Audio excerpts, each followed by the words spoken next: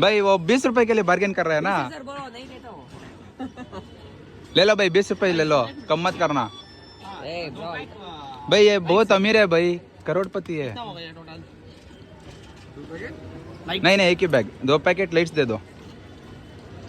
क्या बे गुर रहा है, क्या गुर रहा है? ಗಾಯ್ಸ್ ಏನ್ ಗೊತ್ತಾ, ನನ್ ತಲೆ ನೋತೈತೆ. ಏನ್ ಗೊತ್ತಾ, ನಾನೇನೋ ಅನ್ಕೊಂಬಂದೆ, ಏನೋ ಅಂತೈತಿ ಇಲ್ಲಿ. ಸೈಕ್ ಮಾಡ್ತವ್ರೆ ಎಲ್ಲ ಸೇರ್ಕೊಂಡು ನಮ್ಗೆ ಅಂತ್ಯಾ. ಬಟ್ ಸೈಕ್ ಅಂತ ಆಗಲ್ಲ, ನಾನೇ ದೊಡ್ಡ ಸೈಕು.